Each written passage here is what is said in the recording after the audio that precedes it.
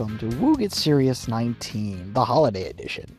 Now, whether you celebrate Kwanzaa or Pastafari Day or whatever that is, or Hanukkah or the big one with the red guy, not R&B. He's here today, by the way. The one with the guy who's supposed to be a saint and he captured regular children. You're talking about Hanukkah Harry, right? Yes, Hanukkah Harry. Merry Christmas, Happy Holidays from all of us at We'll Get Serious. And today we are going to do a light version of the episode. We are going to read through the news, and then we're going to let you guys go because you probably watched Raw this week because you're off from school. So, actually, it's because it's 10 o'clock on Wednesday, and we don't want to stay up until 6. So, WWE news. The WWE is currently looking for a vice president of digital and social media. They released an announcement last week detailing the job's responsibilities and requirements, as well as claiming that the network being launched will be the most interactive channel to be leveraged across all media platforms. The VP's responsibility will run the gamut from developing digital strategies related to the network to managing social media outlets. 2. Maximizing efficiency in a constantly evolving environment where the process is fluid and creative solutions are the norm. The requirements are the applicants must at least have a bachelor's degree, have experience with a wide variety of video media platforms, and organizational analytical skills, exercise and experience in development of digital and social content strategies, which have been leveraged through multiple media platforms. In other words, they're looking for a wizard. If you are a Twitter wizard and you have a bachelor's degree, you'll apply for this job. Twitter. Hashtag complicated. Trending. Hashtag next news. We got some WWE's long-term plans for the network to be much more than just special wrestling themed programming. The company is working on several different concepts for programming and used elemental talent to shoot some pilot material last week. Some programming will include behind-the-scenes discussion shows similar to what VH1 presents for music. Could you imagine a Jake the Snake behind the music? That would be the greatest thing ever. Except that I don't think they'll be able to show crack smoking on WWE Network. Basically, from sounding like to me, is they're basically taking high shots. Ooh. They can cut this out first. Did that yank them cutting out, or was that me? No, that was you, buddy.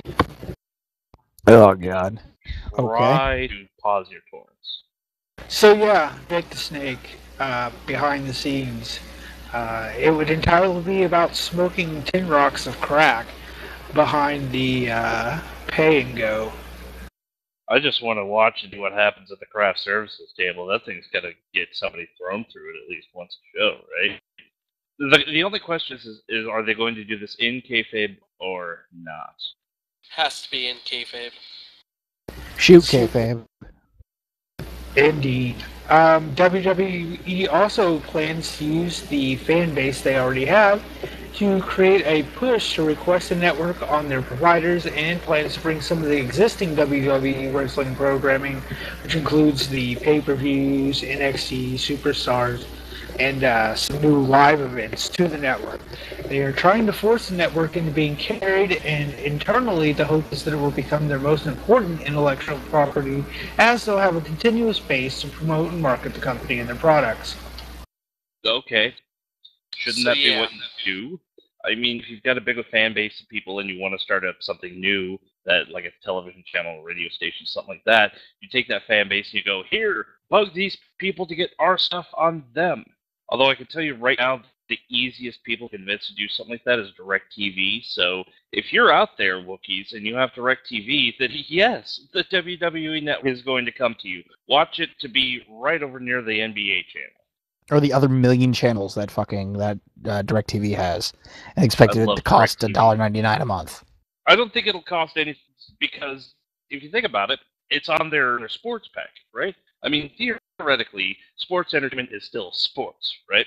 Now, if you package that with all the other sports channels that are in that 200 to, that 205 to 220 little area right there, there's a couple spaces in there we could could throw the WWE Network. If you get rid of the tennis channel, that makes one more. And I trust me, nobody watches the fucking tennis channel. I watch the tennis channel. You're a liar. Yes, I am. Well, no, he's not. There was that one time he got drunk. He thought he was watching a porn when really he was just watching Anna Kournikova. Maria Kournikova is fucking hot. And the Williams sisters, let me tell you, I'm not big on twincest, but for those two, I would totally go for it. My life. I'm surrounded by these people. Boy named Sue, help me out here. Read the next thing. WWE hopes to find outside-of-the-box original programming that won't be wrestling-related to help brand and build the network once they get established. Sources say this is similar to the History Channel, as Pawn Stars isn't exactly in the mold of that network. WWE hopes to reach out to producers and find original content that they can use in that kind of way. So expect WWE to up a, Auction Hunters or a American Pickers or another cop show. You know what I want to see? I want to see a ripoff of MTV's Fear, but with superstars and divas doing the dares. Yes! I mean, how awesome would it be to see Kelly committing... Eat a cockroach. Nope, you already lost me as soon as you said Kelly. Kelly eating a cockroach. I'd watch it for the cockroach. No, Kelly killing a chicken for a voodoo ceremony. Okay, that I would watch.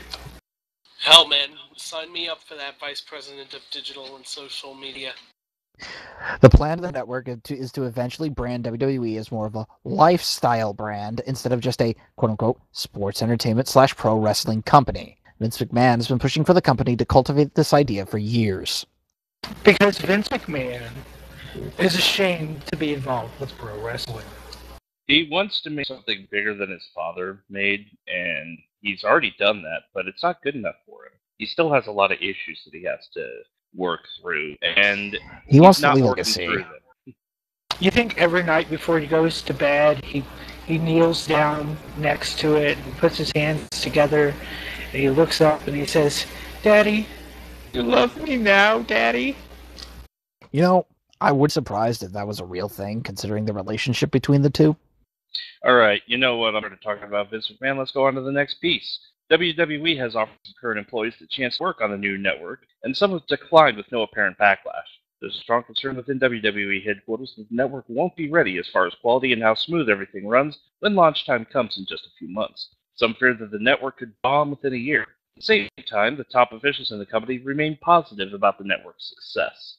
Well, of course, if you go to any company and you want to know what's really going on with them, then you go to the frontline employees. That's how it was all the time back when I worked at a bookstore. Here's the thing about that. Every single new channel that comes around is predicted to bomb in a year. Now, a number of them have, but there's a number of them that didn't, that still go on to this day. People said that Cartoon Network's Boomerang would never work. People said that ESPNU would never work. People said that the Cooking Channel would never work. And here we are. It's working, right? Indeed.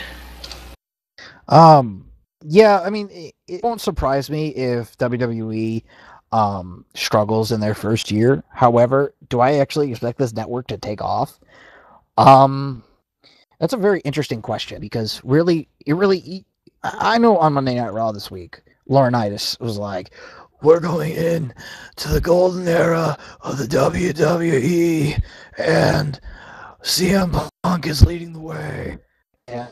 And to an extent, he's right, because we are moving into an era here that's not the PG era, that's not the, it's the reality era, and it's the second half of the reality era, and you know very well how different it was between 1997 and 1998, between that and 2000 and 2001 at the end of the Attitude Era there. I really believe that this network thing is truly going to define the WWE. Only reason being is that they feel that you can't. How can I put this? They're they're putting all their marbles into one basket here, and all the eggs into one basket, not marbles. What the fuck am I talking about? They're putting all their eggs in one basket here with this goddamn network, and if this network tanks, then we're going to see a very different WWE. But either way, this changes the whole landscape of professional wrestling. No matter if we want to admit it or not. Well, Gunnar, the problem is, no matter what kind of content or the quality of the content the network has, the longevity of a network is all about can you attract,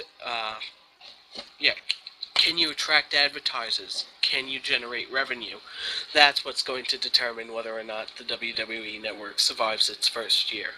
I believe they can do so because without the having WWE to network stays a DirecTV and Dish network, and we lost Gunnar again. No, you didn't lose me. I was waiting for RMD to go.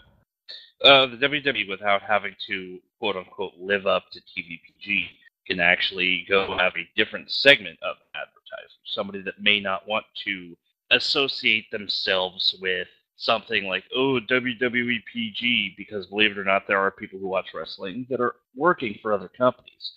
They might not want to do that, but you know, with a different channel, they can. Sorry, my girlfriend just interrupted me from the other side of a window. With their own channel, they can possibly get a hold of somebody who says, okay, well, we might not want to advertise during Raw, but we're okay advertising during replays of Clash of the Champions. Sure, why not? You know, they can target the target market of who would want to watch reruns of Clash of the Champions. You know, maybe somebody's really into Popeye's fried chicken because they grew up in the South watching WCW and whatnot, and they're thinking, oh, hey, while we're throwing you back to your childhood, why not have some good fried chicken from Popeye's like you had when you were 7 years old? Stuff like that, you know? It could work out perfectly. I hope it all works out for them. I hope it goes well. And in other show news, it appears that they've been talking with Shed Media about bringing back Tough Enough for the network and other new programming. Shed produced the most recent season of Tough Enough. You know, Tough Enough's good. Aside from that chick that looked like a Navi, Tough Enough was good. So, no problems there. Yeah, I'm wondering if they're going to want to bring it back for the network or if they're wanting to put it on USA again. It didn't seem, I don't remember the numbers, but for some reason I remember it not doing great. WWE announced that it will follow up on its success on Russian television with its first live tour stop ever in the country on Wednesday, April 11, 2012 at the Luzhniki Small Sports Arena in Moscow.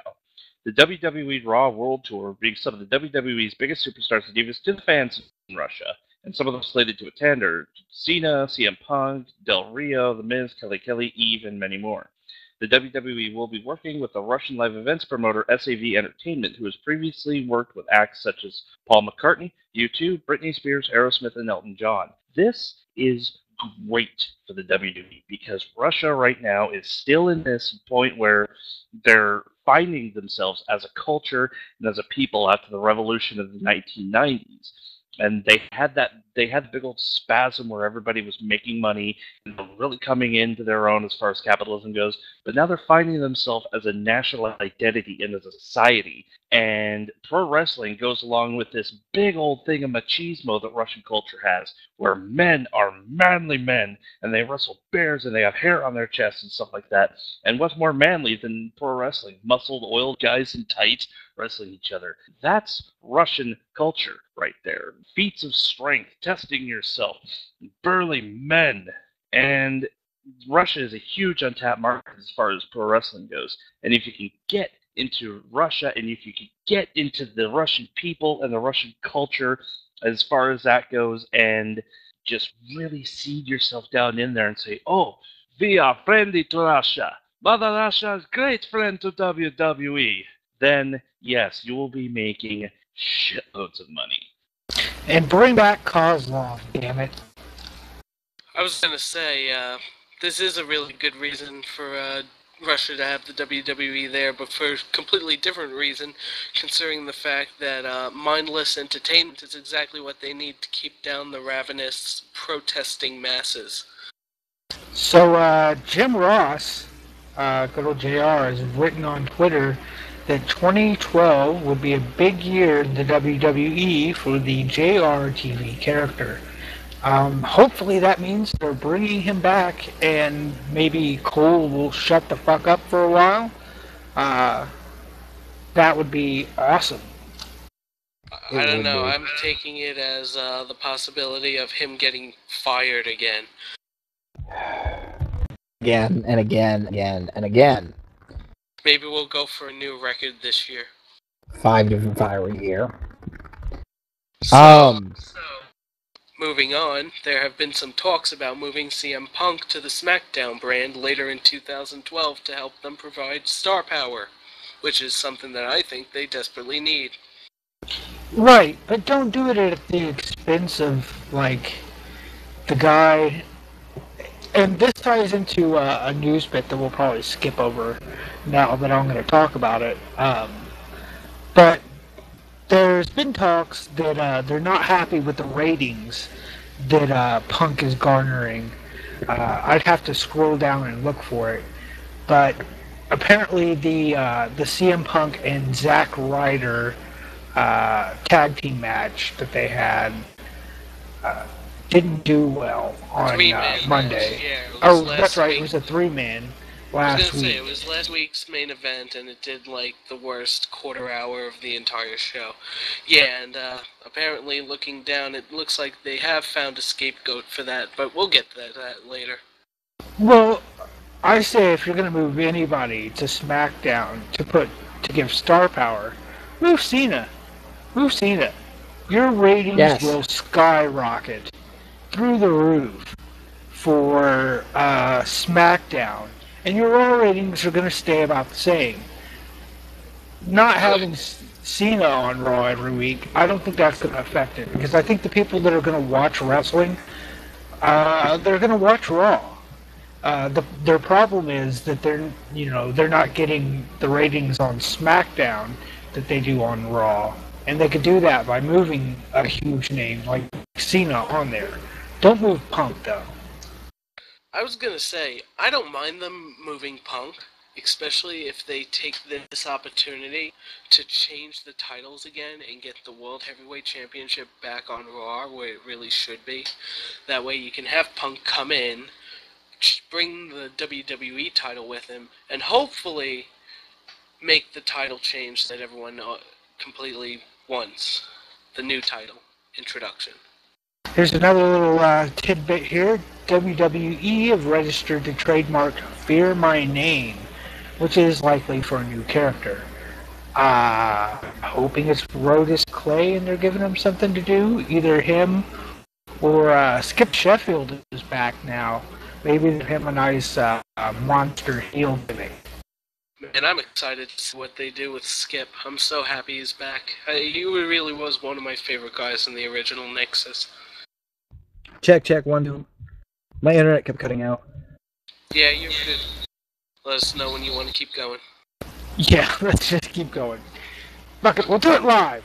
Over the holiday weekend, WWE Hello? NXT start. You there, Gunner?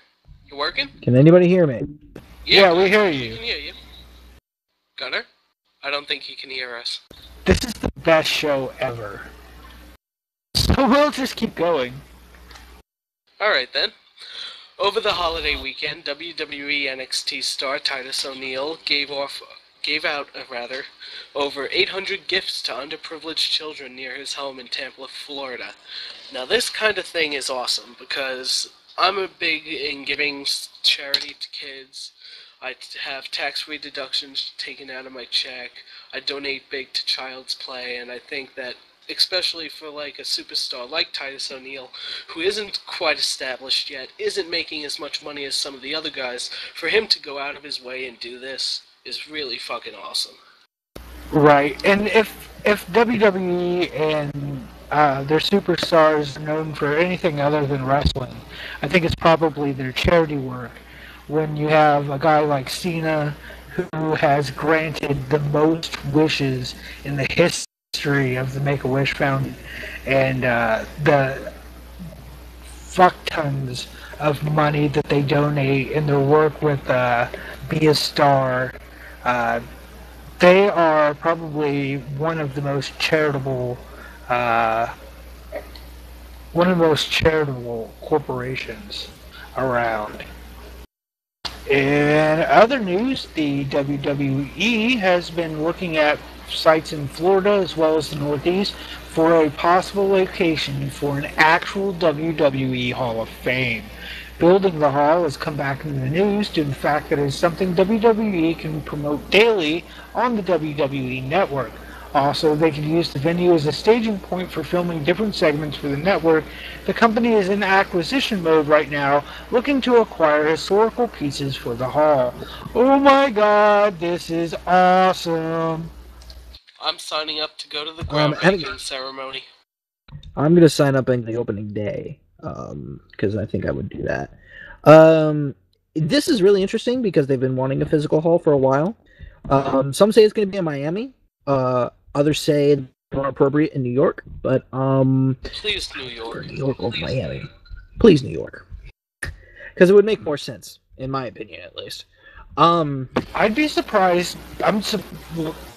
Why they wouldn't look for a right there in Connecticut is beyond me. I would think they would want to be close to the corporate headquarters there with it.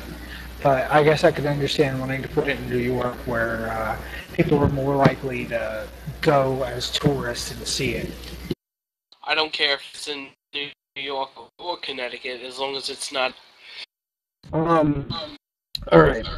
Moving on. Council and paid a fine to resolve a number of hunting-related charges in Canada. Lesnar was charged with failing to properly tag a mule deer he'd shot during a filmed hunt. He paid a $1,500 fine and has been suspended from hunting for 6 months in Canada and released the following statement. It's the kind of thing that happens to hunters all the time. I want to thank the Canadian authorities for their cooperation in resolving this misunderstanding. I love Canada and can't wait to go back to Alberta for a hunt. After I shot the mule deer, I failed to immediately tag it. As far as I was involved, that's all there is to it. Yeah, this Sounds like a pretty minor deal. Yeah, it's not a deal at all. It happens, like he said, it happens to hunters all the time. If you don't run over there and immediately, tag your deer and find it, then they can pretty much ticket you for it. And maybe they can use this as publicity to bring the UFC event to Alberta. I think that might be a bad idea, but I mean, Alberta they have Calgary, so I mean that wouldn't be surprising if an event to Calgary. Here's some news about a little gossip for y'all. WWE announcer Eden Styles, Brandy Alexis Reed, revealed on Twitter that she has parted ways with the company. She has made it a point to note that she asked for her release and was not let go by the WWE. She added that leaving the WWE is the right move for her to move on as Brandy. Eden also revealed that she is dating WWE Intercontinental Champion Dashing Cody Rhodes. Rumors spread quickly, implying Styles may have left due to her relationship with Cody, as she later tweeted, "Most people in relationships prefer not to work together. There's work and then your personal life, a healthy balance." She added, "I left WWE because, as the most important person in my life put it, the world is my oyster. It certainly is. Keep following me." However, Styles has denied this on Thursday, tweeting, "When people get the idea I left a job for someone is beyond me. If anyone can quote me on saying that, I'd be interested to see it." Then she explained why she left the organization. "The reason I left simple. I have unmet goals to reach. WWE will play a huge role in getting me where I want to be." WWE.com has deleted her profile on the website. Okay, so I've got it. I've got the quote. We just said it 2 seconds ago. Most people in relationships prefer not to work together. There's work and then your personal life, healthy balance. So, who wants to jump on Twitter real quick and retweet her own tweet back to her so that she can see what a hypocrite she's being? Yeah, pretty much. To go and put yourself in a hole there, Eden. friggin' gelatinous In other word. news, speaking of, hey, what do you guys think It Begins is going to be? Jericho. My number one guess is Jericho. My number two guess actually would be Skip. My number one guess is Jericho. My number two guess is Undertaker. I don't care who it is, really. So, in our next news bit, we've got some fodder from our favorite ex-WWE diva, who we've talked about so much, just extensively, the amount of times that we've had to bring this woman up. Former WWE diva, Tammy Sunny Sitch. She says that she is healing slowly after she claims she fell down an escalator last month at Newark Liberty Airport, which resulted in a broken nose and cuts to her forehead, wrist, and foot. The WWE Hall of Famer stated last week on Facebook that she has been suffering from dizziness, not to mention that she acquired a viral infection due to not being given antibiotics while hospitalized. She was sedated Monday to have her teeth fixed and said Tuesday she broke her nose again, albeit due to clumsiness. That's interesting to say the least, considering that she's what we've talked about in recent months. What with, let's see, first the whole New Jack thing, and then there was the no-shows. Was that Sunny or was that Terry? Hold on. I believe that was Terry Runnels, not Sammy Stitch. Was it? Yes, Terry Runnels. Terry Runnels was banging New Jack. That's the one he accused of having herpes.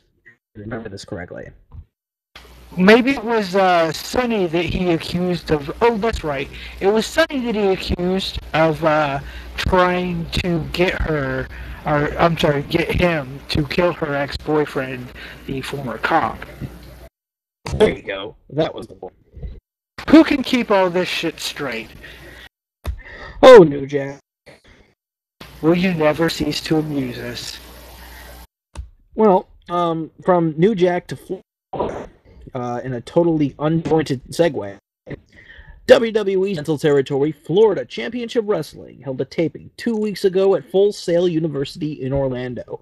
Good college. If you're looking to go program, go there. In Orlando, Florida. Stupid expensive, though. $50K a year. The show was held to see about potentially using the building for tapings of a new show.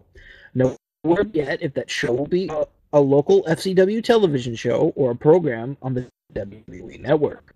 Current FCW show suffers because of the sparse crowd, is always the same people, and it looks terrible on TV. FCW taped 3 shows that night, a 1-hour show with FCW talents, a 30-minute show with FCW talents, and another 30-minute shows with WWE superstars Drew McIntyre and Cody Rhodes versus Sheamus and Daniel Bryan. Triple H was in attendance overseeing everything, and a combination of Jim Ross, Byron Saxton, and Chris Russo were used as announcers. The show was taped, and all were pilots and experimental. There's no word yet if they will ever air. I'm sorry, I got overly excited there, but that announce team that you just said, Brian Saxton, Jim Ross, and Chris Russo. Oh my God! Could you imagine? You first. Could you imagine getting a hold of that footage 10 years from now when it's completely and obsolete and they used nothing from this? Because that's what's going to happen. And he catches on. I gotta say, though, I'm really jealous about my friend now. My friend's gonna be going to Full Sail later this year, so... Yeah, it's a good college, really produced, but definitely a school where if you were going to program, you'd be able to come out like a diva after that one.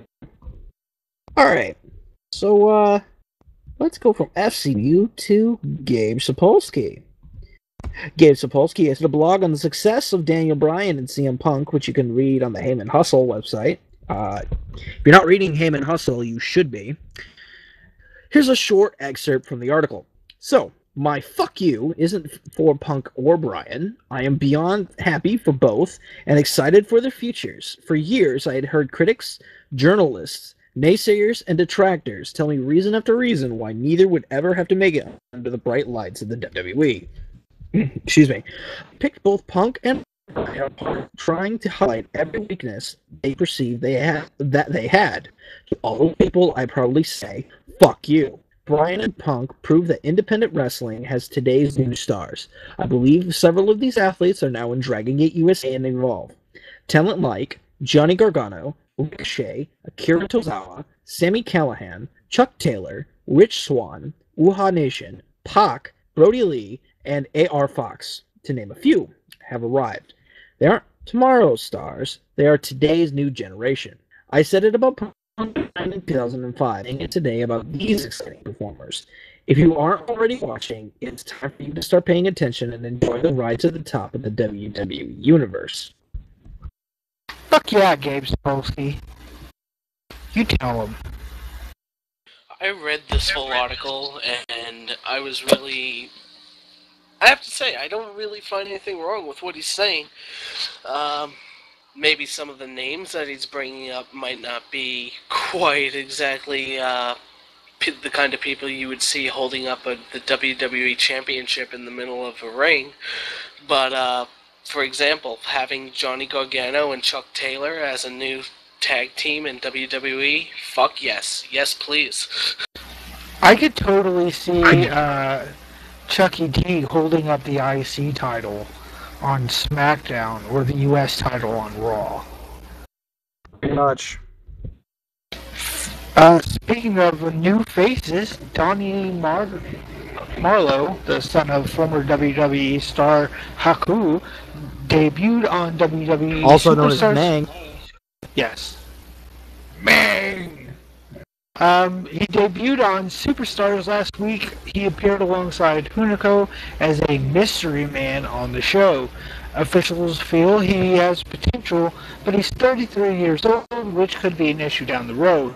Nonetheless, the officials felt it was time to take the training wheels off and had him debut last week. As we noted earlier, Seth Tyler Black Rollins is going on the road with the WWE next week. He's seen in FCW as star with the most potential, just not being as quote-unquote polished as they like. The hope is that he's able to connect with the crowds at upcoming WWE live events. And I'm bundling this one in there too. Dean John Lee Ambrose is another FCW star who's being praised as one of the best workers in developmental. One source says Ambrose can talk worker than many of the WWE's main eventers. Fuck yeah, Tyler Black and Jon Moxley. Shit's getting real. The future is now. Basically, Johnny Mox is I had gotten into him right before he got picked up by the WWE, and his promos are amazing. They are Roddy Piper level promos. Like if him and Piper got into a Piper segment, it would be better than Rock and Piper. It would just be. Jon Moxley has more charisma than The Rock. Just saying. Whoa, that's bordering on blasphemy. Don't If let not, Brock it's say equal, for sure. that. Oh, I will. Hey, if you're listening to this, what is it? Barack says? Yeah? Hey, Barack said, Jon Moxley has more charisma than your boy. Just saying. Oh, snap. Alright, moving on. Thrown down. So, Daniel Bryan and CM Punk's recent success on the main event roster, as well as the potential of Ambrose and Rollins, the stigma of being an indie, a quote-unquote indie worker, is not as bad as it was even 6 months ago. Actually, I don't know why I put this one on here. That's kind of like a Law Dirt Sheets thing, isn't it? Well, I was gonna say this could have been bundled into the other two. But yeah, fuck yeah, indie guys. Alright. Okay, so moving on. Before Mark Henry got injured and Daniel Bryan won the World Heavyweight title at TLC, the plan had always been for him to win eventually. At first, they were going to put the belt on him at WrestleMania 28, but sometime over the past few months, he was set to win it at Elimination Chamber. Officials chose Bryan to end up with the title after TLC over Big Show because they felt it wouldn't be as much of a deal if Show kept the title.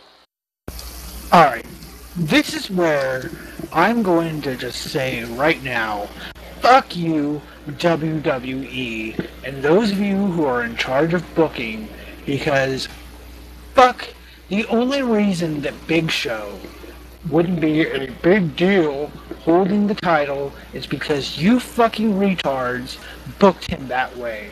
You've booked him as this goofy loser who gets taken down by guys that are a quarter of his size constantly.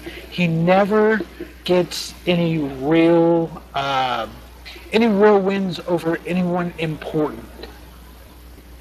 So what the fuck do you expect? Why should people care about him if you're gonna book him like he doesn't matter? Yeah, I have to. WWE completely blew the load early on this one. Yep, definitely premature ejaculation on a Vincent Kennedy man. All right, so here's my problem with this. Let me just say first and foremost that Big Show should be world heavyweight champion right now, and at any point, at any time, and I'm going to put this fear into your heads, and I'm going to make you think this in the back of your mind whenever watching SmackDown from now on, or looking for SmackDown spoilers. At any point, at any time, they can go back to the footage of WWE's TLC pay-per-view and nullify that cash-in. Can you tell me why? Because Big Show is not fit to compete. No, it wasn't the fact that Big Show wasn't fit to compete. It was the fact that Big Show was not able to make it to his feet and therefore not able to answer the referee's call to be able to participate in a match. No, I think that was. I think if that was the case, we would have seen it by now. Right, I know, but at the same time, this fear, this idea that's been in the back of my head, is just sitting there. And if Big Show turns, for example, and I could see him doing that for a second, because Brian took his thing, and then he can go back to being Happy Face Show. I see that it could be something they could use against him, and like David Otunga comes out and says, "Well, we're going to review your thing because I know you won, but you didn't cash in right," and then suddenly he has the Money in the Bank contract again. Because you know WWE doesn't make any logical sense anymore. They just do what they feel is right. I don't think they would go back and nullify that. I think what they would do is turn heel, or turn Big Show heel, and then have him beat Brian if they were going to do that. I don't think they would reverse that decision to get it not this late. No, they won't. They won't reverse the decision. But I don't want to see heel Show. I don't want to see Show with the title in any way, shape, or form. I want to see other people come up and come for the title, like Cody Rhodes. Have Cody do like a. If you want to take the title off of Bryan, have him drop it to Rhodes. Have him come out of his feud with Booker T. Have him start up a feud with Bryan. And then have him win at Royal Rumble with shenanigans or Elimination Chamber. Bam! You're building up 2 future stars. I don't know. So 15 minutes. But yeah, I got my rant about Big Show and the goddamn cash in because I that might just me being a perfectionist. However, it's just not. It's not. Didn't sit right with me, and I was afraid of reading the SmackDown spoilers the next week. It's just complete bullshit that they're not going to leave they wouldn't leave the title on the show for a little while. I mean, yes, I'm glad that Bryan has the heavyweight championship, but I would rather have had him go all the way to WrestleMania and win it, legit, I guess you would say, than this way. Well, all I'm saying is they better fucking legitimize his reign in some serious fashion, either by having him win at Elimination Chamber or whatever. So 15 minutes before Raw started this week, the fans were chanting CM Punk's name. They were also chanting Cena sucks, And on the pre-show video package, The Rock drew some boos. Well, it's good to know that they were chanting Cena sucks when they weren't supposed to, as opposed to when they were. Well, I'm just glad they weren't chanting Die Rocky Die. Let's see here. Various fans have also reported that the WWE is confiscating signs, or they were confiscating signs on Monday at Raw, promoting Colt Cabana, Cliff Compton, and Cabana's Art of Wrestling podcast. Cabana, of course, is a Chicago native.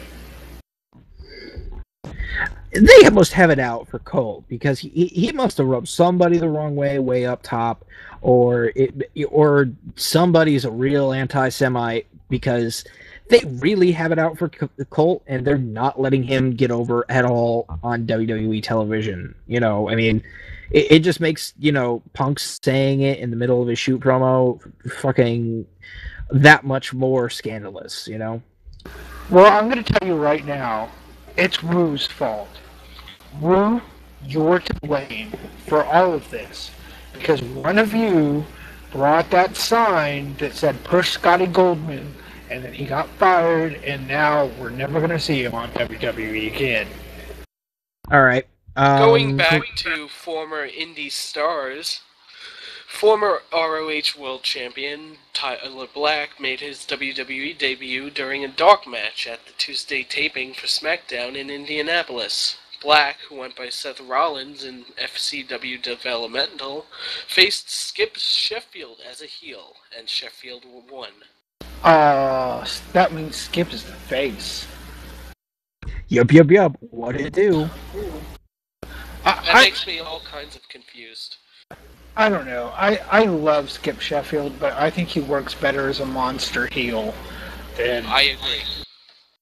Because when you got a guy that's built like Skip Sheffield is built, having him being goofy and all that, I don't think it really works as well. Whatever happened to bringing Skip back as Ryback? That could happen. But we'll see. Skip has been a very interesting subject for me, at least, because of his return. I'm happy that he's back, and I'm very happy that he's back. Moving right along. Zack Ryder is placed in a romance storyline with Eve Torres, and away from the main event scene stems from the staggeringly low quarter-hour rating on last week's Raw show main event, which saw Zack Ryder, CM Punk, and Daniel Bryan stand tall against Miz, Del Rio, and Dolph Ziggler. The main event garnered a scapegoat. I think it's a scapegoat. Main event garnered a 2.67 cable rating, a 2.55 for the first half of the bout, which is the lowest rated event on Raw in 2011 and possibly the lowest since December 8th, 1997 for a non-holiday show in its regular time slot. The overrun gained 59,000 viewers, which is considered terrible. The Ryder-Torres storyline is slated to continue for at least a few weeks. Sorry, Zach, you're going back to the mid-card. I'm perfectly fine with this, to be completely honest with you, because skyrocketing him to the main event is just dumb, considering that he's not that over. However, he is very, very over. I think he is that over, but I just think that the mid-card, thin as it is right now, needs him there in order to basically sustain itself. I think keeping him at the top of the mid-card with, the U.S. title and, working with everybody in that range that would be able to, shoot for the U.S. title or, try and contend for it or whatever. I think that's probably the best place for him for a while because you don't want to, push him too fast because then people are going to get tired of him. However, I will say that during that main event, the main event this week, I think it was, there were very clear we want Ryder chants during the Cena and Kane thing going on. It was okay. So moving on here, we're gonna do some little dirt sheets. I don't know how true this is. However, this is a very big deal. Fairly quick, just so you know. It was announced at the SmackDown Live event in Detroit, Michigan, that Randy Orton will be out of action for 6 months. meaning he will most likely miss WrestleMania 28. We reported. We didn't report this, but it was possible that Orton could be out for 6 months, potentially. Other places have heavily denied that this report was true. WWE is offering refunds at tonight's live event to anyone who wanted them, since Orton couldn't appear. Now, this is a very big deal, and hence the decline of the Viper. I am okay with this. .jpg. I am too, to be completely honest with you. Randy Orton, while he might be king of Woo, just because he's, Randy Orton, was cool for about, a couple years, but his gimmick is stale. He's a pretty bland wrestler, considering, and he is the perfect stereotypical WWE wrestler. But Pretty much. But that's the same thing.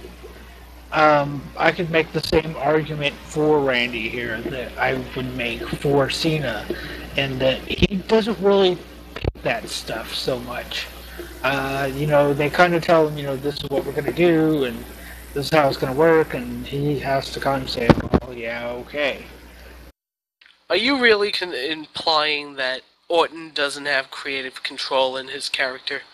Well, I'm not saying he can't say, no, I'm not going to do that, but unless it's something, really bad, why would he? Why would he jeopardize all that money? Why does he want to put himself over? I can think of a few reasons.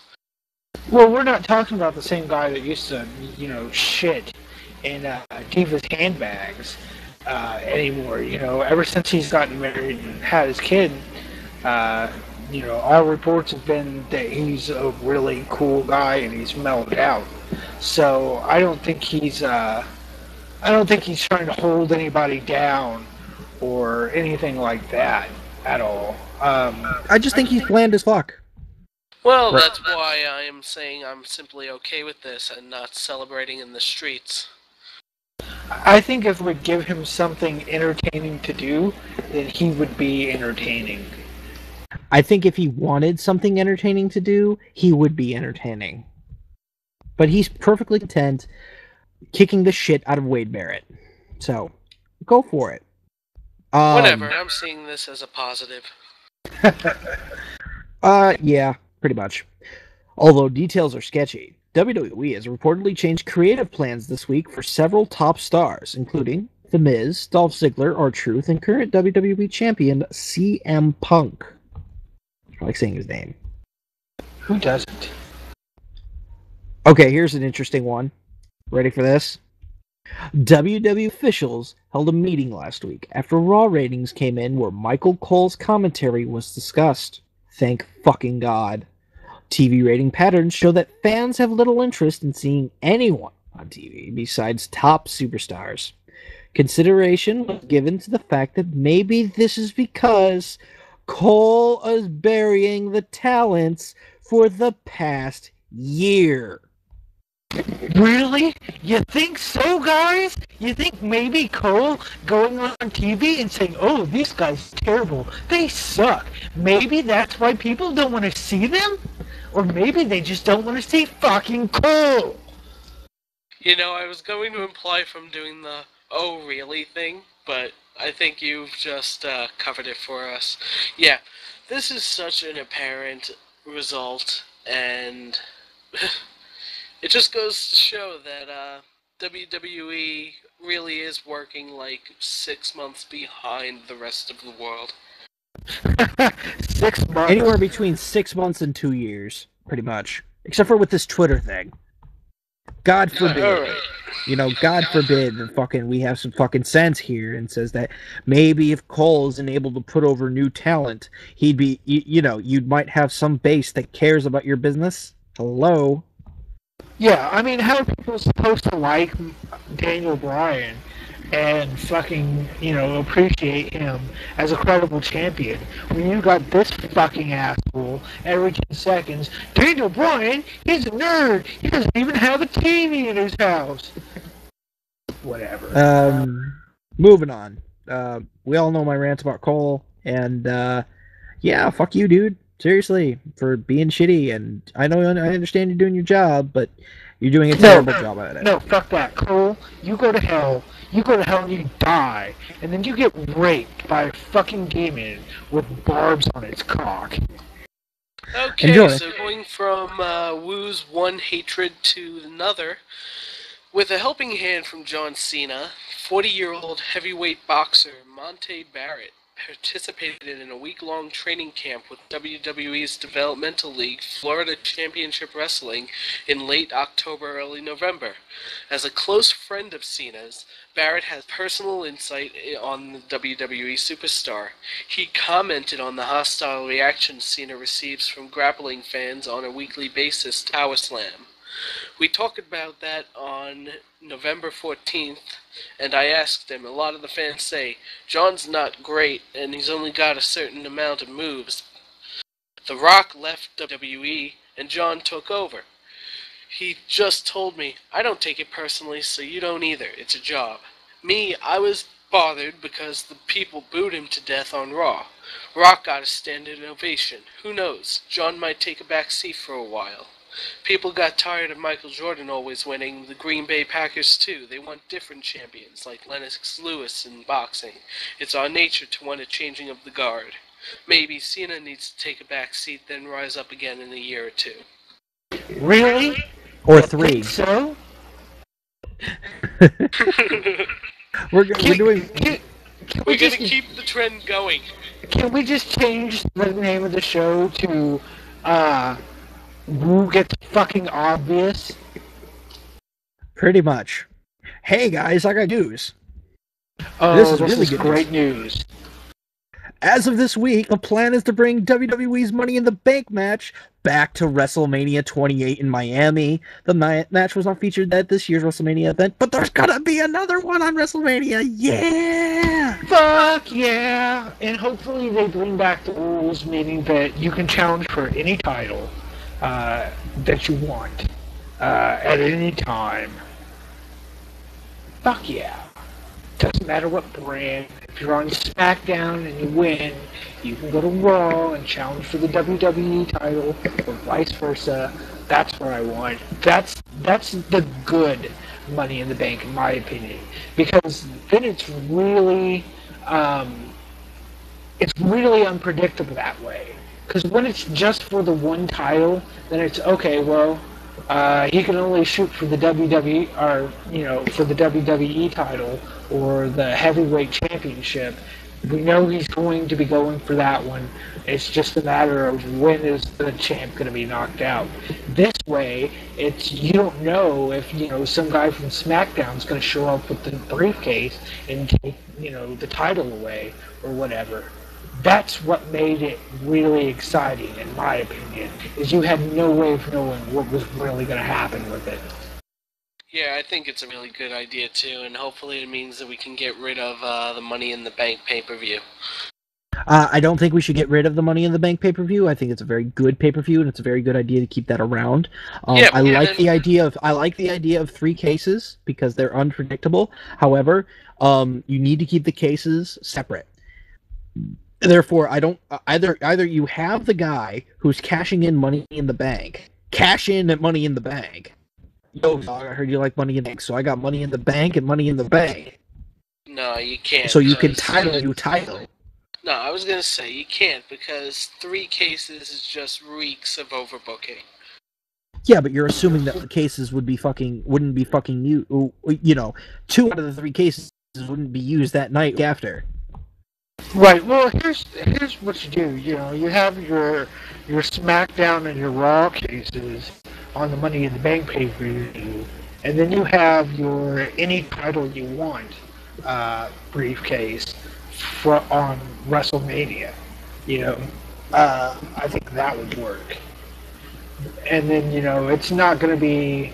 You can have your mid-card guy or whatever cash in for IC or US title if he wants with one of them, and then your SmackDown and Raw specific briefcases are only for the main titles. The idea is unpredictability. Will he go for this title or that title, or what's going to happen? Is he going to be on the wrong show and do it? Well, I'm really looking forward to more creative ways that they're going to fuck with us to put a title on somebody. But Money in the Bank winner. I'm doing the my thing, by the way. The Miz for the nasty bruise on his shoulder during Monday Night's Raw when R-Truth threw him into the steel steps. Ouch. I'm gonna read through these next couple quick. WWE Divas champion Beth Phoenix wrote the following on Twitter Monday night, teasing why she wasn't there. Great to see at Natty by Nature and at Kid WWE looking vicious on Raw. Where was I? Wouldn't you all like to know? Hashtag secret. WWE Tag Team Champions Evan Bourne and Kofi Kingston now have a joint Twitter account at True Air Boom, and 14,804 was the announced attendance for last night's sold-out Raw Super Show in Chi-Town. Okay, hypothetical question time. Considering the fact that they sold out 14,800 seats, how much do you think that they can manage to fill in a big town, like, say, New York or Chicago or Toronto? It depends on the venue and the day. Well, yeah, it depends on the venue, but I'm saying, what's like the number that you think that they can top in this day and age? Well, I'm pretty sure I've seen 17,000 and 20,000 plus for like the really big venues, for the really big pay-per-views. Doesn't Madison Square Garden seat like, I don't know, 20,000 people or something? Here, let me check. Or something like that, yeah. No, no. For the Allstate Arena in Chicago, this is a legit sellout for a WWE configuration. All right. Okay, here it is. Sellout capacity for Madison Square Garden is 22,292. Okay, well they're going to have some of those seats blocked off because they have to have the entrance Camera ramp stuff and all that. Yeah, the camera setups and all that junk. All right. Well, we're going to move along here, and we are going to do a press release about they won 6 Mashable awards, and I'm just going to give you the awards they won. These are basically their social media awards and community-nominated voting program that honors the year's best Mashable core content areas: social media, tech, business, and entertainment. They won Best Social Good Cause Campaign for Be a Star, Game of the Year for THQ's WWE 12, Most Follow Athlete was John Cena, Most Follow Actor was Dwayne The Rock Johnson, the Most Follow Brand was WWE, and the Digital Company of the Year was WWE.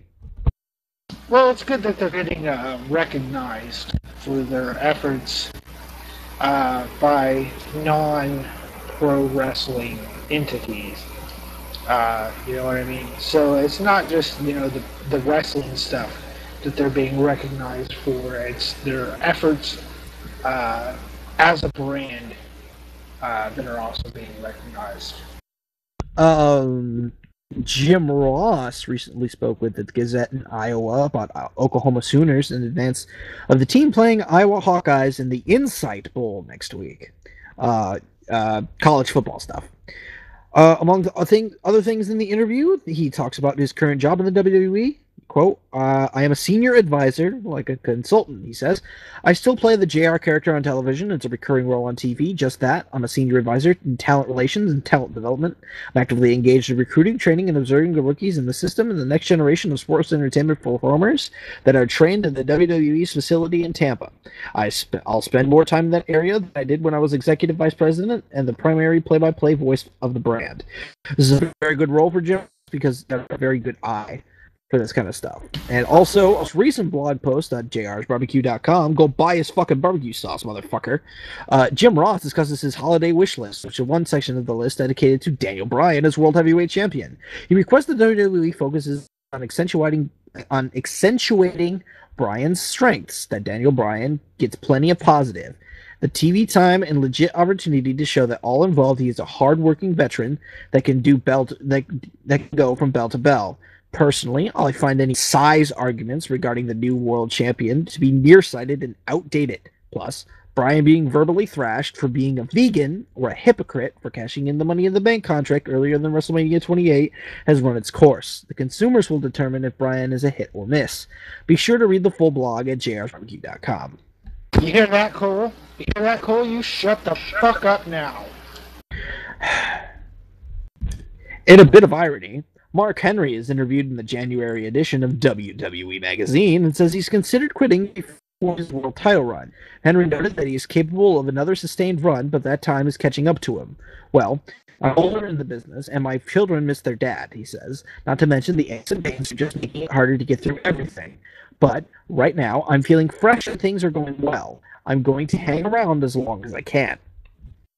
Well, it was over a decade before he even got the title that he was with the company. So, I mean, you can't blame him.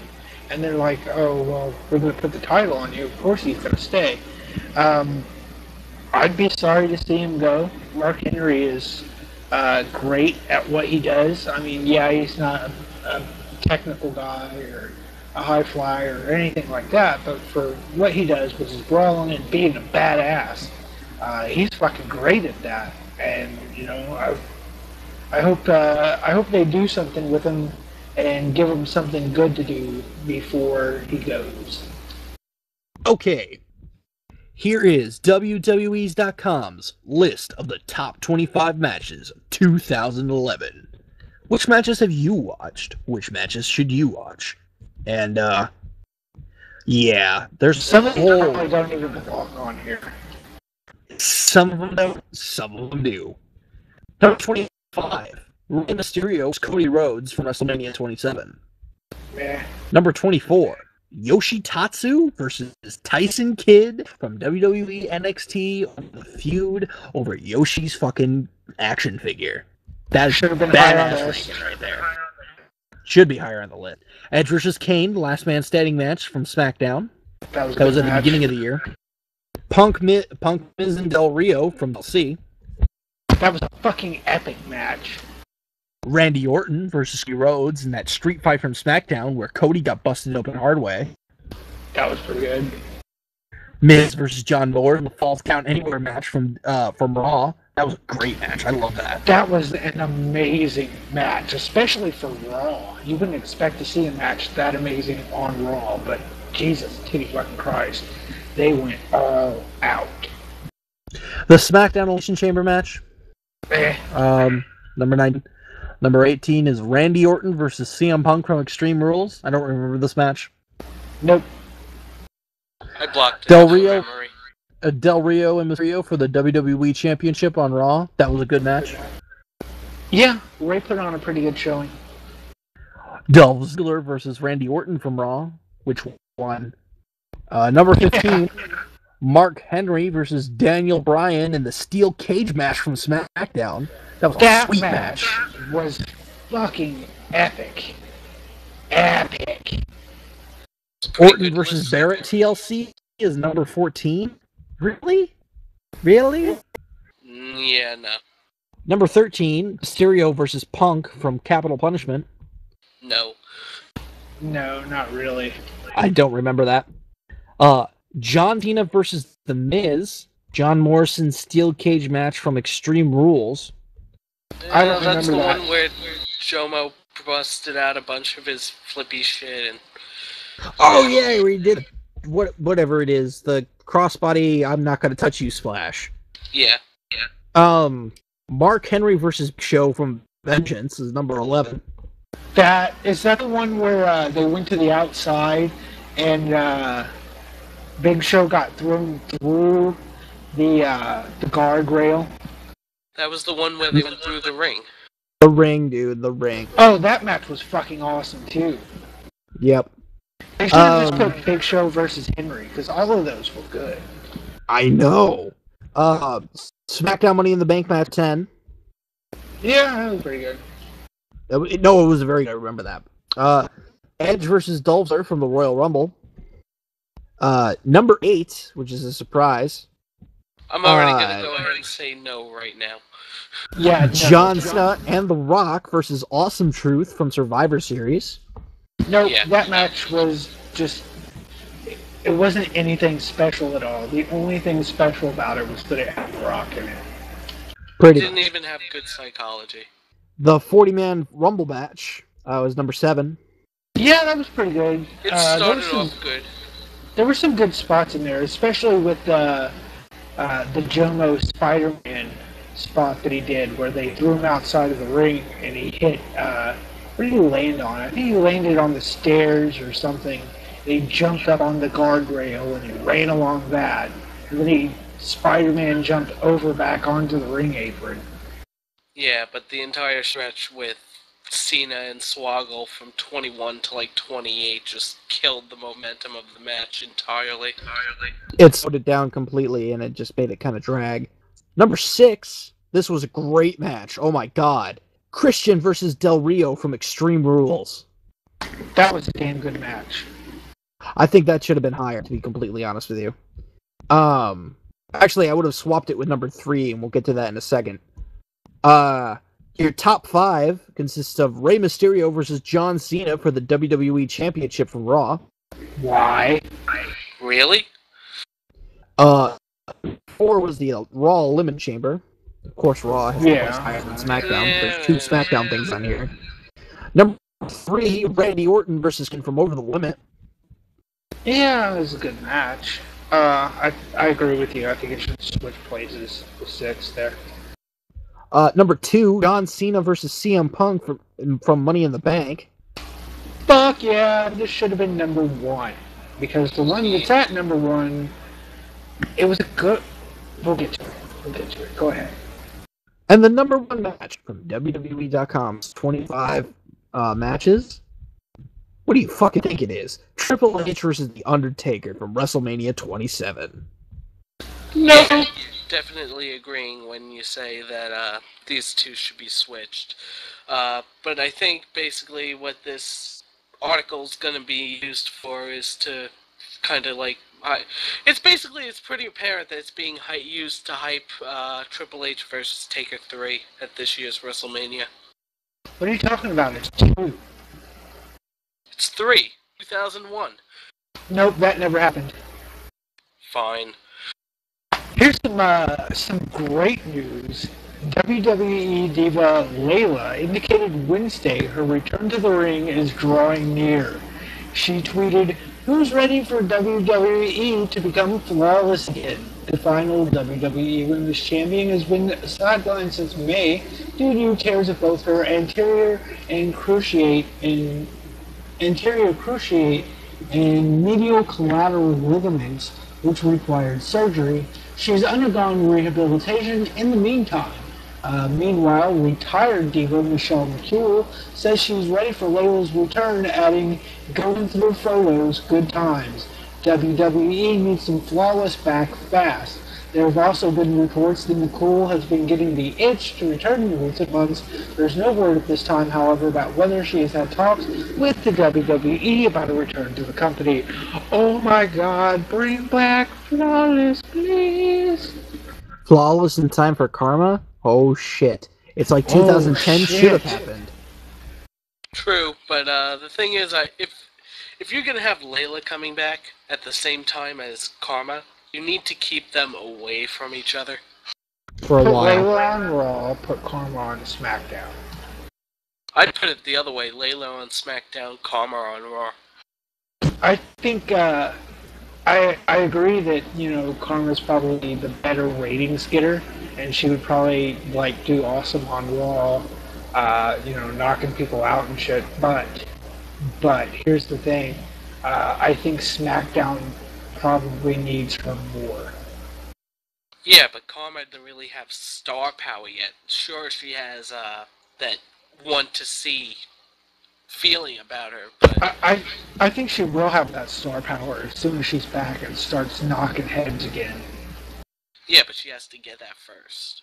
If they can have her come back before the draft, that would be perfect. Give her like a month or 2 to just destroy everyone in her path. Yeah. And build her up, and then send her to SmackDown, maybe. But for now, she needs to be on Raw for the exposure. More Alright. speculation! Alright, here we go. Very good news for the Cologne family. WWE has discussed inducting Carlos Colon Sr., we all know Carlos Colon Jr. is Carlito, into the 2012 Hall of Fame. WWE has a business relationship with Colon as he is their promoter when they're in Puerto Rico.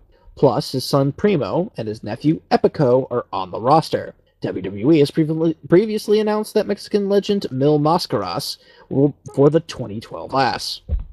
They're already announcing people for the 2012 class? When was this? This was back in when they did that tour of Mexico, and they whatchamacallit, they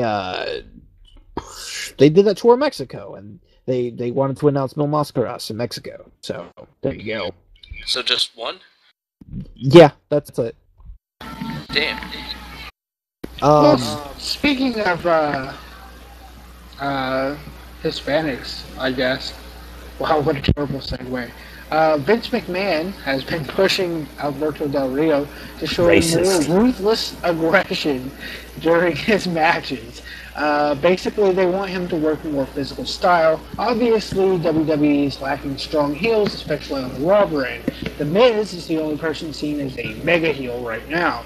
McMahon feels that Del Rio has the gimmick size and toughness to be a credible main eventer, but he just needs to be more aggressive. Del Rio suffered a groin injury at Raw, but he was still able to finish the match. This was the week before last. And then he was checked out by trainers backstage at the show, and is not expected to miss any ring time. I'm not sure how that's going to go, if his groin is actually pulled. I don't know if that's been confirmed as kayfabe or real. Well, if you watched Raw this week, yeah. He had an injury goodbye, pretty much. And it's going to be pretty hard for him to show more ruthless aggression if he's in a wheelchair. A solid and his nuts are gold torn in half, wheelchair. which I noticed. Bad timing if Orton and Del Rio are out. However, this is the best. If you had two top stars go out, who else would you have go out? I mean, really, those two would be the perfect one to go out because Del Rio really needs a refresh, and Orton could definitely use a refresh. However, mind you, if you if you refresh Randy Orton, all he'll do is RKO your fucking DNS server. Whoops. Moving along. As of last week, the plans were in place to have Shawn Michaels be the special guest referee for Triple H vs. Undertaker 3 at WrestleMania 28. The idea is that the two would work together to screw over Undertaker, as neither had been able to defeat him in the past WrestleManias. It's also possible we'll see a career versus streak stipulation added to the match, although that is not confirmed. It should be noted that Taker vs. Triple H is expected to be the co-main event of WrestleMania 28, behind John Cena and The Rock. Okay, let me explain why this is a horrible idea. Do you really have to explain it?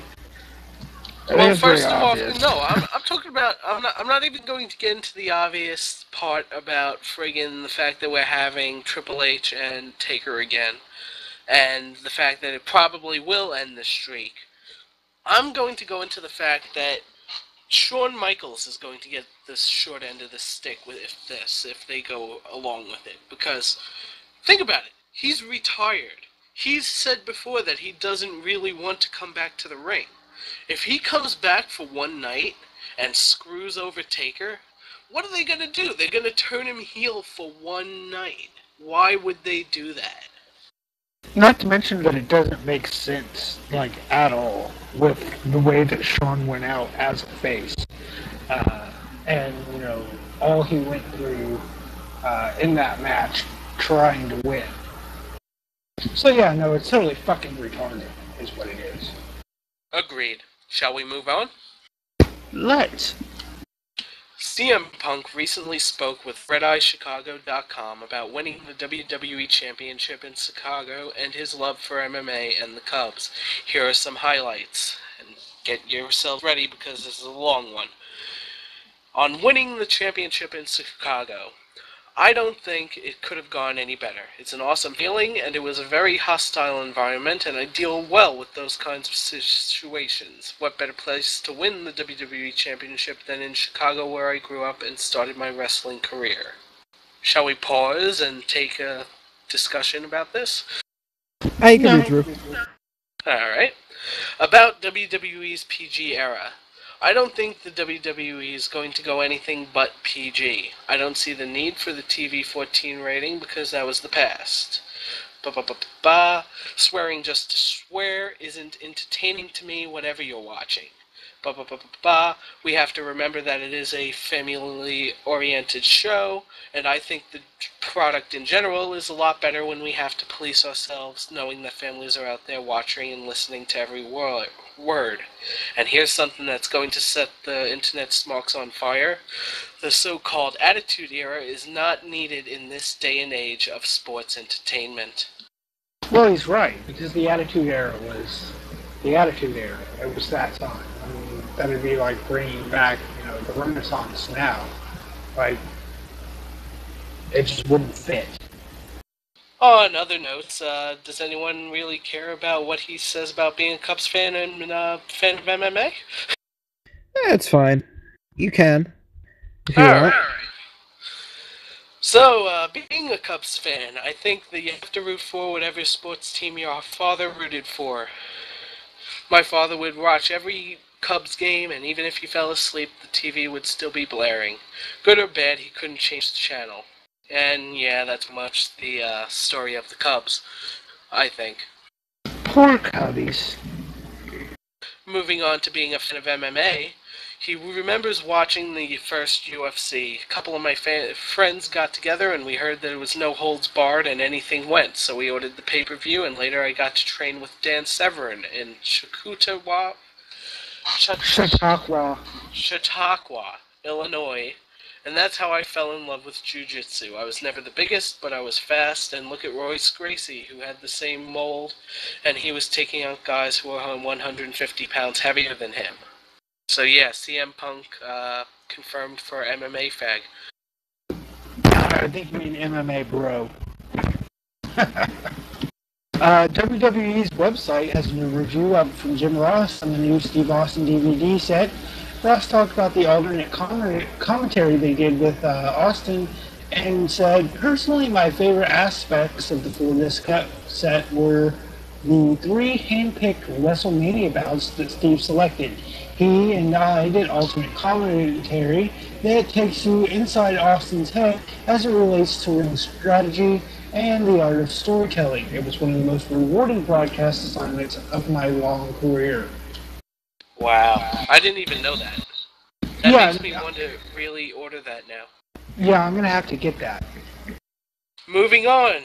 Yes. WWE DVD News reports that the title for WWE's upcoming feature on The Rock will be... Drumroll, please. Bah. The epic adventure of Dwayne The Rock Johnson. Let's pause here and reflect on that for a second. Okay, that's enough of that. The 2-disc Blu-ray and 3-disc DVD set will be released in the United States on February 24th, 2012. Here's the synopsis. He electrified a generation of sports entertainment fans with his brash style, superb athleticism, and uproarious interviews. He held the WWE Championship a record 7 times and was known for the legendary battle with Stone Cold Steve Austin, Triple H, Mick Foley, Undertaker, and more. And at the peak of his popularity, he made a move to conquer a new industry, becoming an enormous movie star. Now he's back in the WWE, ready to main event the biggest WrestleMania in history, the People's WrestleMania, in the exciting build-up to WrestleMania... What is that, 18? 18? What? Anyhow, fans can, for the first time ever on DVD, relive the exciting life and times of The Rock, packed with brand new interviews as well as a selection for The Rock's biggest career-spanning bouts, moments, and promos. This DVD or Blu-ray set will electrify every member of Team Bring It. So it only goes up to 18. Apparently so. I'm going to say this one more time because I find this hilarious. The epic adventure of Dwayne "The Rock" Johnson. It sounds like a fucking kid show. It's going to be another Rocky D documenting his time in the WWE between the time that he showed up last year to now. And it's going to be one of those lovely little hype DVDs, and you get to see a year in the life of The Rock, and blah, blah, blah, blah, blah, blah, blah, blah. Hey, The Rock has a new DVD, buy it. Now. No, you don't need toilet paper this week. Just use the newspaper because we have the new Rock DVD. You can spend $20 on that instead of $20 on the giant pack of fucking toilet paper that you would spend at fucking Costco. Moving on. While it's assumed that a lot of Crier's current push comes from officials being impressed by what he's done on his own, it's said that CM Punk is mostly responsible. Punk has went to WWE management on numerous occasions and told them to get behind Ryder. It wasn't Cena. It was Punk. I wouldn't be surprised if some of it was Cena too, though. Wasn't he the first major big guy to show up on Ryder's web show? Yes, I believe so. So I think it's probably 50-50 or maybe 60-40. Or something like that.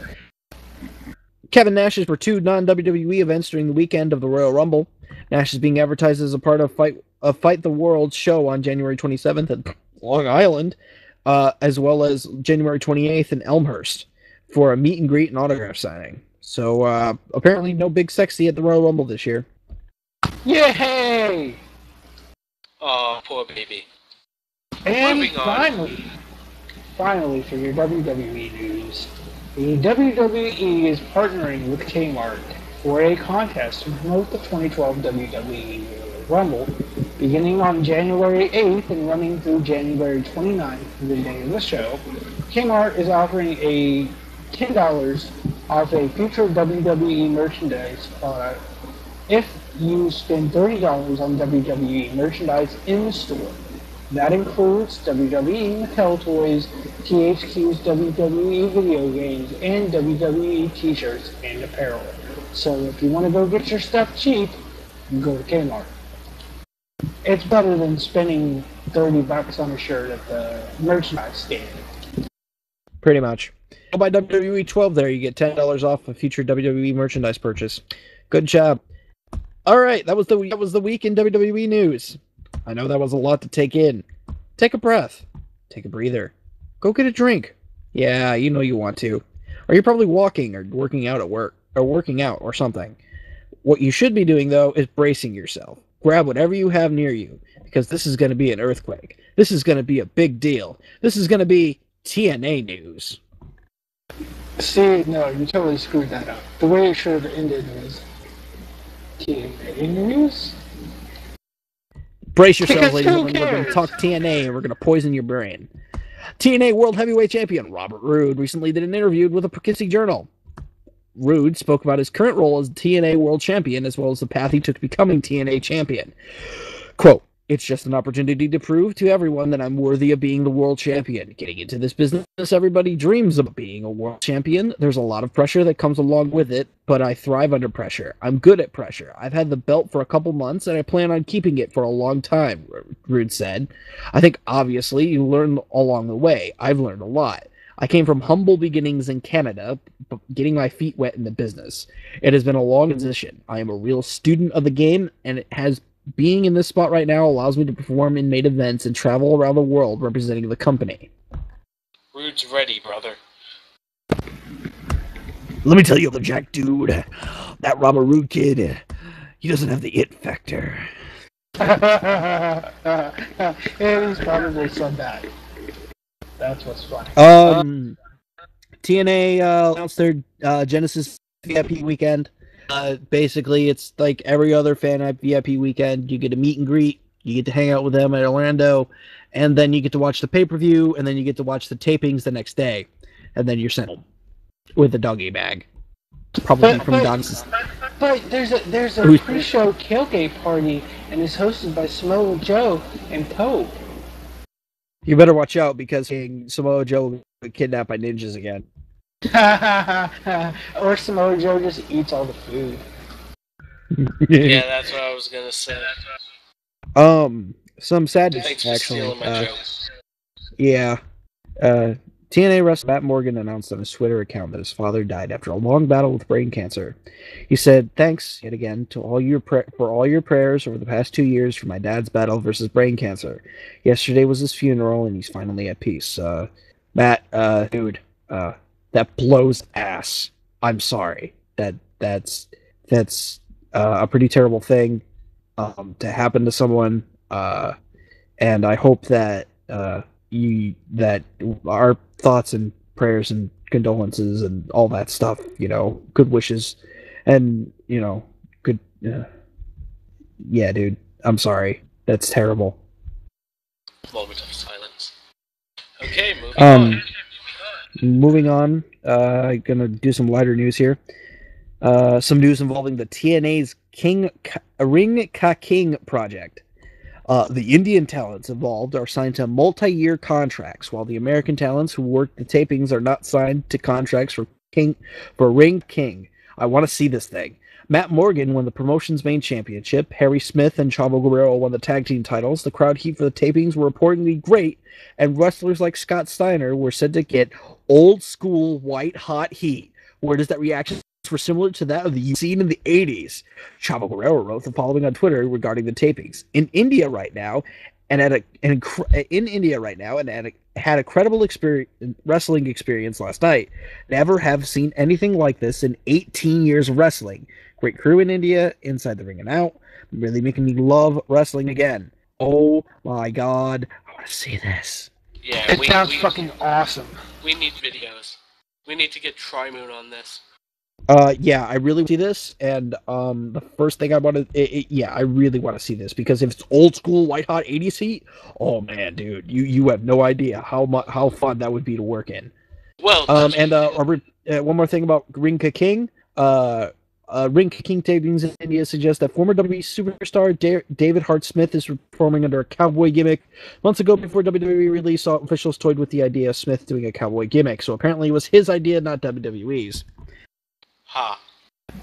But yeah, I was gonna say, in regards to Steiner, I don't know if you guys also saw it, but that report of what he actually did at the show, pretending to hit a fan, and then crossing into the crowd, and they all run away.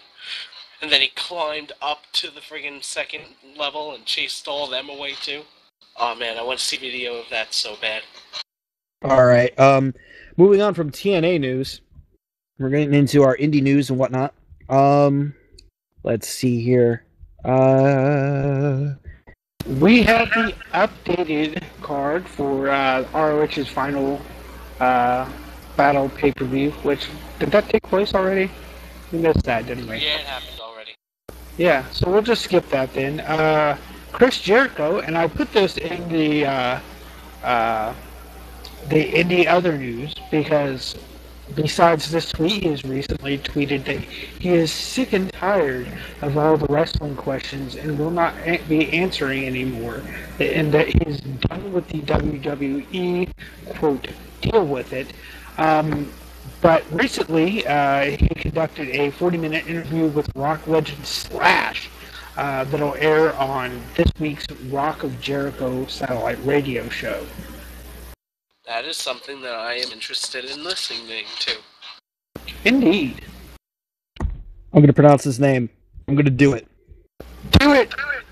It's going to be wrong, who cares? If you're afraid of doing it wrong, I can do it. Umanosuke Uda. Did I get that?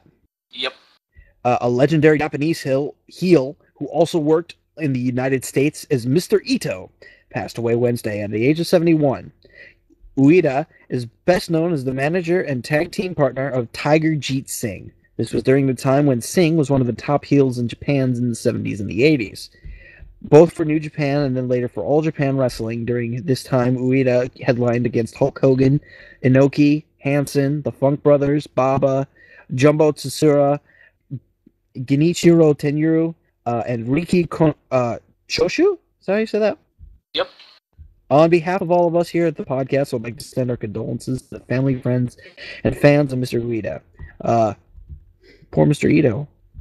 Yes, indeed. I know, right? By the way, you bring up Tiger Jeet Singh. I'm gonna promote something here that's pretty cool. Tiger Jeet Singh lives and his son live in the Ontario region, and what they do every year is a street festival type thing that you'd go to. You know, you get like vendors and random stuff going on in the street, like summertime festival kind of thing. But it's a wrestling festival, and for the past 2 years now, they've had Tiger Fest up in, I think it's Brandon, Ontario, or something like that. It's a really cool thing. They raise money for the local children's hospital. Tiger G Singh has a hospital named after him, a school named after him. It's ridiculous how much stuff he does for the community, and I really like to say that I really support. I really think it's cool what they're doing up there in the town that they're in. So yeah, go look up Tiger Fest, and if you're in the Toronto area, or if you're anywhere around there, if you're around there, basically check it out, because they got wrestling and they got a bunch of stuff, and I'm not sure exactly what time of year it is, but I believe it's sometime in the summer. So yeah, definitely check that out. And more bad news, because this week is it just didn't suck enough. After having his foot amputated last month due to complications of high blood pressure and diabetes, former WWE talent James Harris, you know him as Kamala, he was hospitalized last Wednesday to remove the upper part of his leg. Kamala Jr. wrote on Facebook, "Please pray for Kamala Sr. as he is back in the hospital. They are having to remove the upper part of the same leg. Please pray for him." Pray for Kamala, guys. Always. Get well soon, Kamala. And here's some crazy news. Crazy news. To lighten the mood, if you want crazy news, who better than former Minnesota Governor and WWE Hall of Famer Jesse the Body Ventura, who went on the Alex Jones radio show and said his lawyers are looking into Team Z on what he claims was false reporting. The site had reported that Ventura was pulled over for tailgating in California, and that he told officers it was because the car in front of them was going too slow. Ventura says he has not been in California since July, and that the news article was a smear campaign from TMZ. He did not say why they would be launching such a campaign, but TMZ has taken it off their site. eWrestlingNews.com had posted the article on their site, SourceD.com, and reported that they had received a letter from Ventura's legal team saying Jesse Ventura was not stopped by police in California because he has been in Minnesota for the last 6 months.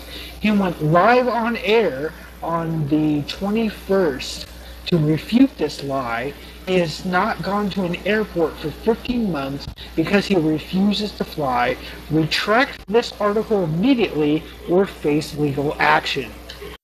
Because, as we all know, going on media to discuss active legal issues is always a fine outing.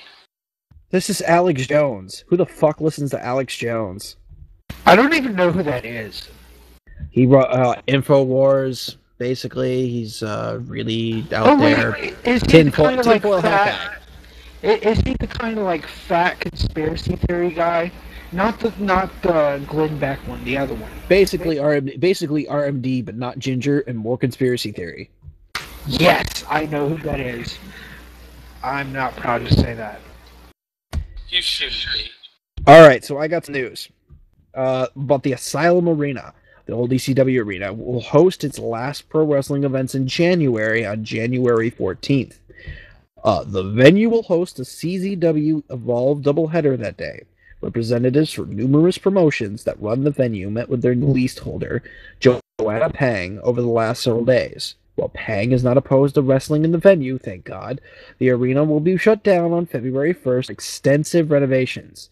They include this section of the venue that holds the stage and the bathrooms will be ripped out for a new permanent stage and backstage dressing rooms area, and the side of the venue that holds the Eagle's Nest, where the hard camera is currently set up, will be knocked down, and the size of the venue expand as far as they can go. There is a chance that pro wrestling could make a return to the arena, but the arena as the fans knew it will be gone.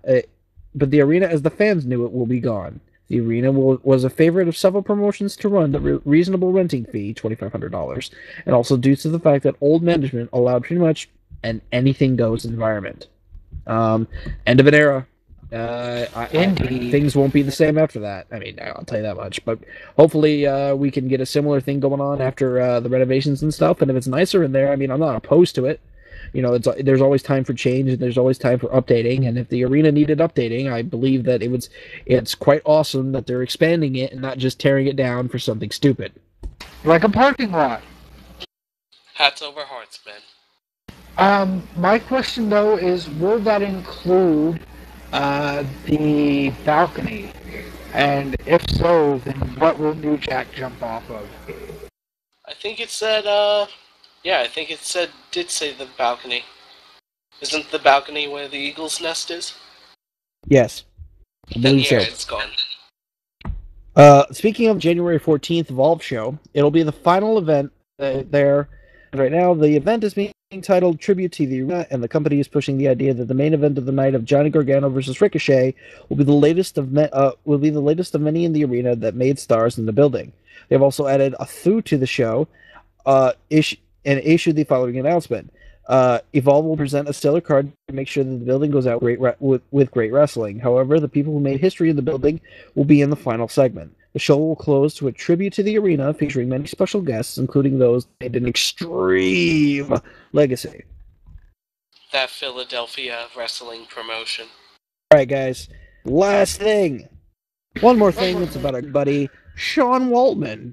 X-Pac took to Twitter Monday to address his arrest this week on drug possession charges. Quote, I read what has been reported about me. I learned the other day that I had a warrant over something that happened months ago. I was never in jail. I did get my pic taken and printed. I wanted to elaborate more, but I should talk to my lawyer about what I can say. This sounds like, quote, damage control to us. At the official website of the Hillsborough County's Sheriff's Office confirmed that Sean Waltman was arrested Wednesday at 1:02 p.m. for possession of hydrocodone, and drug paraphernalia. He was arrested in Hillsborough County Sheriff's Office and charged with 2 counts of possessions of a controlled substance and 1 count of possession of drug paraphernalia. Misdemeanors, and I believe both are misdemeanors. The controlled substance might be a felony. I'm not sure. It depends on how much he had. Alright, ladies and gentlemen, this was the holiday edition of Woo Get Serious. Best show ever. We got the news done. And we didn't talk about TNA or SmackDown this week, which you should have watched because it was pretty good, and Daniel Bryan looked pretty good in the main event segment. Raw was awesome this week. Chicago, Illinois, homeboy CM Punk coming out, and I'll never forget the idea out of my head that Johnny Laurinaitis is fucking doing the CM Punk entrance with a fucking suit on and his t-shirt over the suit. That's fucking... I thought that was hilarious. That was amazingly funny. And I was just disappointed that we didn't get to see Johnny Ace versus CM Punk. However, it was totally made up for by Dolph Ziggler getting a title shot next week. Can he make it 2 Tims? We'll find out next week. And we'll probably find out in the new year. So, until then, I hope you guys had a good Christmas. I hope you guys had a good holiday. Stay safe New Year. Don't do anything fucking stupid. And when we see you at the end world next year, we'll be back for Woo Get Serious 20. So, I'd like to thank our special guest, boy named Sue. It was a pleasure. Red Machine I'd D also like to thank Red Machine D for showing 5 seconds. And I'd like to thank my lovely, wonderful sound producer, Mr. Yank of DDS. Ayo! And like to give a shout out to Omega, saying hey. Red Reddington, dude, heard you had Alvarez on your show. Pretty awesome, not gonna lie. That went well. And for the rest of y'all, hey, you should be on the show. We always like new voices, we always like new opinions, we always like new people talking about wrestling. So if you want to be on Woo Get Serious, contact myself or Yankum, and we will be able to get you on the show. Until then, it is what's the website, Yankum? It's www.wookie.org. Or if you want to like us on Facebook, it's facebook.com/Wookie Project. If you'd like to follow us on Twitter, you can just go to twitter.com/Wookie Project and follow us there. Twitter. Hashtag. Twitter. You can find us on iTunes. Yeah, you can find us on iTunes. Just search Wookie Project. And if not, and you hate Mac products and you don't want to use iTunes, come to Wookie.org and you'll be able to download every episode and our past episodes as well. Thanks, ladies and gentlemen, for paying attention. This is Woo Serious 19. I'm Gunner. That's Boy Named Sue. That's Yankee DDS, and we're out of here. Woo woo woo. You know it.